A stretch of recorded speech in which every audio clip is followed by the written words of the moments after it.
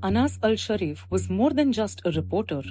He became one of the last remaining voices documenting life and death in Gaza City. For 2 years, the 28-year-old correspondent for Al Jazeera Arabic has been on the front lines telling the world what was happening inside the Strip, even as the war closed in around him.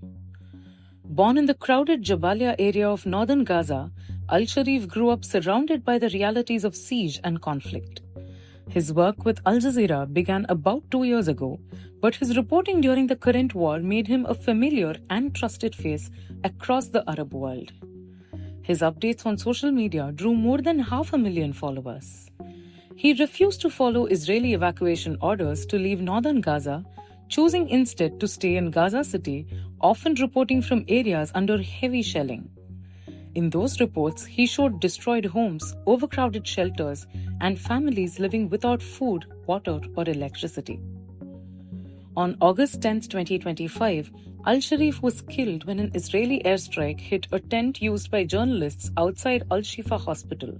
4 of his colleagues, correspondent Mohammad Kreike, cameraman Ibrahim Zahir, journalist Moamen Aliba, and assistant Mohammad Noufal were also killed. The Israeli military later admitted targeting him, claiming he was a Hamas operative leading a militant cell. They alleged he was involved in planning rocket attacks on Israeli civilians and troops, citing documents they said proved his membership. Al Jazeera rejected the accusations as false and described the attack as a deliberate attempt to silence independent reporting from Gaza. Press freedom groups and UN experts had previously warned that Al Sharif's life was in danger because of his work. His death is among more than 200 journalists reported killed since the war began. Al Sharif's commitment to his work came at great personal cost. In December 2023, his father was killed when the family home was hit by an Israeli strike. In 2024, he reported on the deaths of colleagues Ismail Al-Ghul and Rami Al-Rifi, also killed while covering the war. He leaves behind his wife, Bayan, 4-year-old daughter Sham, and 1-year-old son Salah. Just hours before his death, he posted about an intense Israeli bombardment of Gaza City.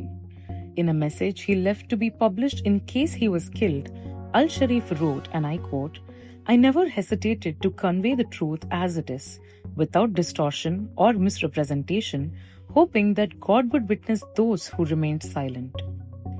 Al Jazeera called him, quote-unquote, one of Gaza's bravest journalists and among the last remaining voices from the city.